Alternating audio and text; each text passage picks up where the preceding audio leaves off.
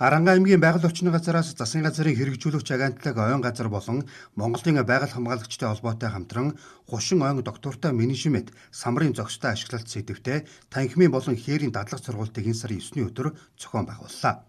Сургалтаар хуш модны самрын биологийн ургац ашиглалтын нөөц тогтоох, болц гүйцсэн үед зүй зохистой ашиглах, хушин ойд учруулсан хохирол тооцох, мөн хөдөлмөр хамгаалалт аюулгүй ажиллагаа, эмнэлгийн анхан тусламж үзүүлэх чиглэлээр илтгэл хэлэлцүүлжээ.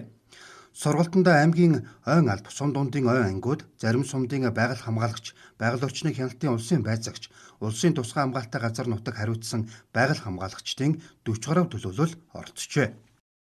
Ингэснээр ямар өөрчлөлт гарах юм бэ гэж бодож байна гэхээр нэгдүгээрт нь мэдээж бид нар яагаад тэр нөөцийг үлдээж байгаа юм бэ гэхээр биологийн олон янз байдлын хувьд бол хошоо хамгийн их ялангуяа одоо 70 гаруй зүйлийн хөвгтэй амьтан 200 гаруй зүйлийн шууд байдаг гэж ярьдаг.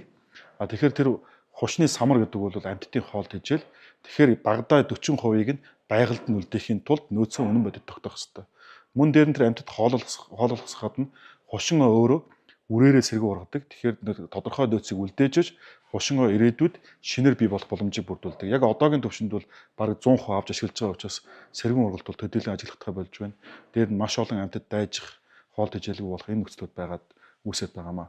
За хоёрдугаарт нь болохоор мэдээж хохиролтой холбоотой асуудал гэж байгаа.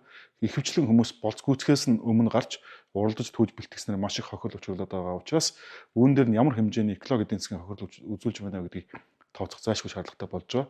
Энэ дээр манай энэ холбогдох байгууллагууд маань чадварчаа суралцаад явж байна. Гуравдугаарт нь түүж бэлтгэж байгаа иргэд маань зүй зохистой бэлтгэх юм бол үеийн үедээ үр хожтой үлдээх тэр нөөцийг одоо зохистой ашиглах тэр дадлаг хэмжилт сурна гэдэг ийм хүлээлттэй бол байгаа. Хушин ойн Монгол орны 612 мянган га талбайг эзэлдэг. Сүүлийн жилүүдэд хушин ойн асуудал мэргэжлийн байгууллагуудын болоод олон нийтийн анхаарлыг татаж байгаамаа. Их ургацтай жилд 40 мянган хүн самар бэлтгэдэг. Самрын экспортоор 100-аас 200 сая доллар олж байгаа гэсэн судалгаанууд байдаг байна. Самар бэлтгэлтэй холбоотойгоор хушин ой сүрч байгааг мэргэжлийн байгууллагууд хэлж байна. Үүнд нэгдүгээрт төмрийн улмаас нийт талбайн 12 гагаар багассан.